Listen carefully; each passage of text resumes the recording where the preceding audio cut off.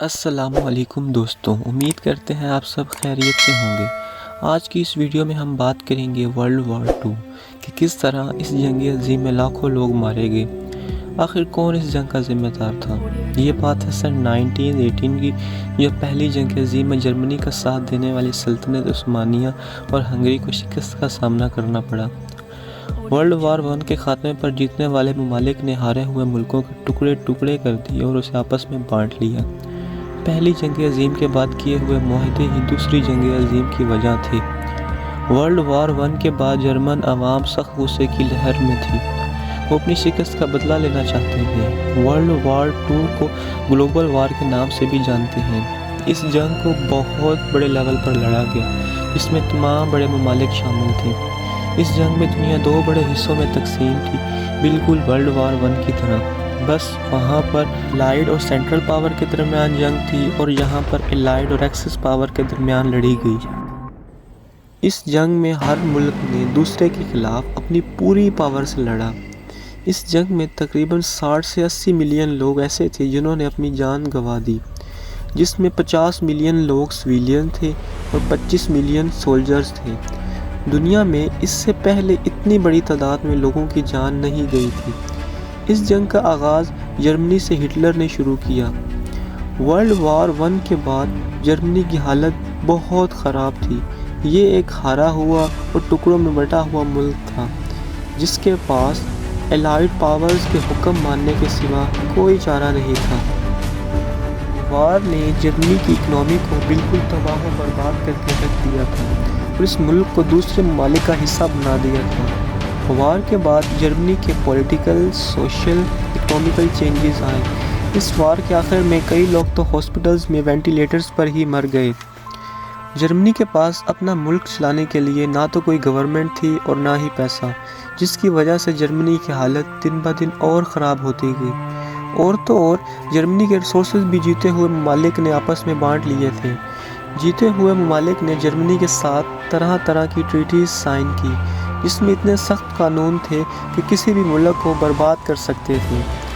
جنگ کے بعد جرمنی سے اس کا سب کچھ چھن گیا، اس کے لوگ، اس کا سٹیٹس، اس کی آرمی اور سب سے بڑھ کر اس کی پہچان۔ ورلڈ وار 1 کے اینڈ پر ٹریٹی آف ورسائے سائن کی گئی۔ ٹریٹی آف ورسائے 1919 کو آفیشیلی وار اینڈ کے نام سے سائن کی گئی، جس میں جیتنے والے ممالک نے اپنی سیفٹی اور سیکیورٹیز کی ڈیمانڈ رکھی۔ وار کے دوران ہر ملک کا کافی نقصان ہوا تھا، جو ان سب نے جرمنی کو ادا کرنے کا کہا۔ اس ٹریٹی میں تقریباً 6.6 بلین پاؤنڈز کا جرمانہ جرمنی کو ادا کرنا پڑے گا، ایسا بھی اس ٹریٹی میں سائن کیا گیا۔ اس ٹریٹی میں یہ بھی ڈیمانڈز کی گئی، جرمنی ایک لمٹ سے زیادہ ملٹری پاور نہیں رکھ سکتا۔ ان ساری ڈیمانڈز نے جرمنی کے لوگوں کے درمیان خوب غصہ بھر دیا۔ وہ تمام اس ٹریٹی آف ورسائے کے سخت خلاف ہو گئے اور نعرے بازی کرنے لگے۔ وہ اس ٹریٹی کو کسی بھی حالت میں ماننا نہیں چاہتے تھے، لیکن وہاں کی موجودہ گورنمنٹ وائمار ریپبلک کے پاس اس کے سوا اور کوئی چارہ نہیں تھا۔ ٹریٹی آف ورسائے کو ماننے کے سوا جرمنی کے پاس اور کوئی راستہ نہیں تھا۔ وائمار ریپبلک، جو اس وقت جرمنی کی نئی گورنمنٹ تھی، جس نے اس ٹریٹی پر سائن کیے، اس وجہ سے لوگوں کے درمیان وائمار ریپبلک کے خلاف غصہ تھا۔ وہ کسی نہ کسی طرح اس سب کا ذمہ دار اس موجودہ گورنمنٹ کو بھی سمجھنے لگے۔ اس ٹریٹی کی وجہ سے ہی جرمنی نے overseas colonies, 10th population, 30% treaties, 75% iron اور 26% کول کھو دیا۔ ورلڈ وار 1 کے بعد نیشن آف لیگ کو اسٹیبلش کیا گیا، یہ سوچ کر کہ اب کوئی ورلڈ وار نہیں ہوگی۔ اس لیگ کا کام دنیا میں امن و امان قائم کرنا تھا، لیکن ایسا کچھ بھی نہ ہوا۔ اس کے سامنے ہی کئی ممالک نے اپنی منمانی کی۔ اسے 1919 میں بنایا گیا تاکہ اگر کسی ملک کو کوئی مسئلہ ہو تو وہ لیگ آف نیشن کے پاس جائے اور اپنا مسئلہ پرامن طریقے سے بات چیت کے ذریعے ختم کرے، لیکن یہ اسے مکمل طور پر فیل ہو گئی۔ کئی ممالک نے اسے جوائن ہی نہیں کیا اور جن ممالک نے اسے جوائن کیا وہ اسے بعد میں چھوڑ کر چلے گئے۔ اس کے علاوہ اس لیگ کے پاس کوئی آرمی بھی نہیں تھی جس کے تھرو یہ کسی بھی ملٹری آپریشنز کو روک پائے۔ اس میں لیگ آف نیشن کا کینسل ہونا بھی ورلڈ وار 2 کا بڑا ریزن تھا۔ ورلڈ وار 1 کے بعد پہلے ہی جرمنی مشکلات اکنامیکل کرائسس سے گزر رہا تھا، باقی کچھ کسر ٹریٹی آف ورسائے نے پوری کر دی۔ ٹریٹی کے سخت رولز نے وہاں کی عوام کو کافی برے حالات میں پہنچا دیا۔ اپنے ملک کے لوگوں کی حالت کو دیکھ کر موجودہ گورنمنٹ نے خوب پیسہ چھپایا، جس نے جرمنی کی حالت اور خراب کر دی اور مہنگائی دن بہ دن بڑھتی گئی۔ خیر ایک وقت تو ایسا آیا جرمنی میں ہر انسان کے پاس بھر بھر کے پیسہ تھا اور لوگ اپنی کاریں اور ٹوکریاں پیسے سے بھر بھر کے صرف ایک بریڈ کا پیکٹ خریدنے جاتے۔ یہ پیسے اتنے زیادہ ہو گئے تھے کہ بچے پیسے کے بنڈل سے کھیلا کرتے تھے۔ اس سب سے ہوا کچھ یوں کہ جرمنی کی پیسے کی ویلیو بالکل ہی گر گئی۔ جرمنی کی اتنی خراب حالت دیکھ کر امریکہ نے جرمنی کی مدد کے لیے ہاتھ آگے بڑھایا اور ڈاز پلانز کو لانچ کیا، جس سے 1924 سے لے کر 1928 تک جرمنی کو کافی سٹیبل کیا۔ مگر 1929 میں امریکہ کو معاشی بحران کا سامنا کرنا پڑا۔ اس معاشی بحران سے دنیا بھر کے ممالک پر اثر ہوا، یہاں تک کہ امریکہ کی انکم بھی اگلے 3 سالوں میں ہاف تک پہنچ گئی تھی۔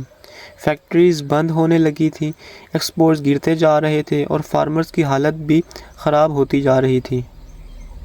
1932 تک جرمنی کا انڈسٹریل پروڈکشن 40% تک کم ہو گیا تھا، جس سے بے روزگاری عام ہو گئی۔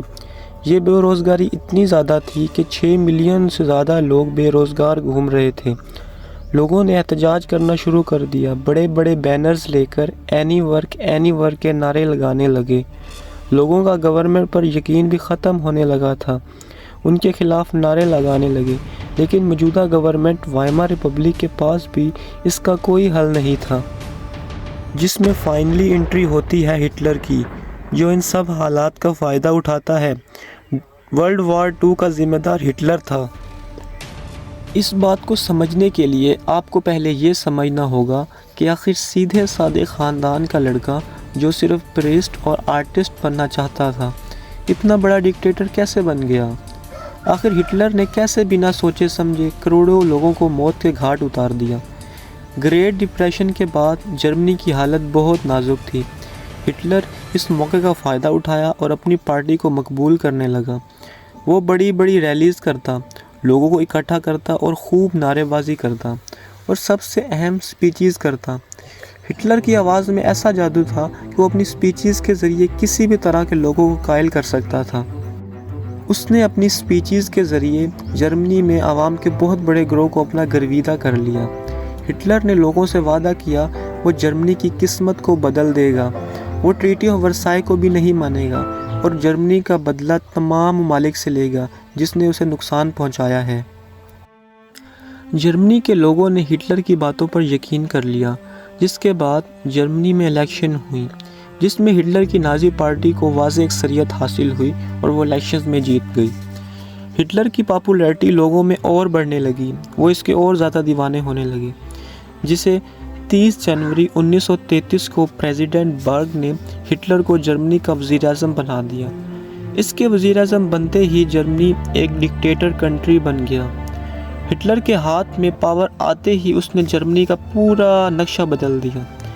ہٹلر نے سب سے پہلے اپنے قریبی ملک آسٹریا، چیکوسلواکیا اور رائی لینڈ پر قبضہ کیا، جس میں اس نے خوب تباہی کی اور تمام زمین پر قبضہ کر لیا اور اسے جرمنی کا حصہ بنا دیا۔ اس کے بعد جرمنی فرانس پر حملہ کر دیتا ہے، جس میں ہٹلر ایک خاص فوجی ترتیب دیتا ہے، جس میں وہ اپنی فوج 2 حصوں میں تقسیم کر کے برطانوی افواج کو گھیرے میں لے کر زمین سے نکال کر سمندر کی طرف دھکیل دیتا ہے۔ برطانوی اور فرانسیسی افواج کو بری طرح شکست ہوتی ہے اور وہ فرانس کے بعد ہٹلر فرانس پر بھی قبضہ کر لیتا ہے۔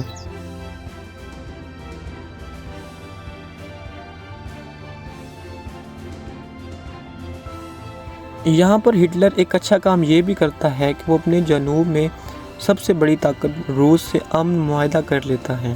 ہٹلر روس کے صدر اسٹالن سے یہ بھی معاہدہ کرتا ہے کہ وہ مل کر پولینڈ پر حملہ کریں گے اور اس کو آپس میں آدھا آدھا بانٹ لیں گے۔ سیکنڈ ورلڈ وار میں جاپان کا کیا رول تھا؟ ویڈیو کے ایک پارٹ کو ہم یہاں پر ختم کرتے ہیں۔ نیکسٹ پارٹ میں ہم آپ کو بتائیں گے کہ کس طرح ہٹلر روس سے امن معاہدہ توڑ کر روس پر حملہ کرتا ہے اور کس طرح مسلسل جیتنے والا جرمنی کیسے شکست کا سامنا کرتا ہے اور کس طرح دوسری جنگ عظیم بھی اپنے نتیجے کو پہنچتی ہے اور کس طرح سیکنڈ ورلڈ وار بھی اپنے اینڈ کو پہنچتی ہے۔ ویڈیو اچھی لگی ہو تو لائک کریں، سبسکرائب کریں اور شیئر کریں۔ بہت شکریہ۔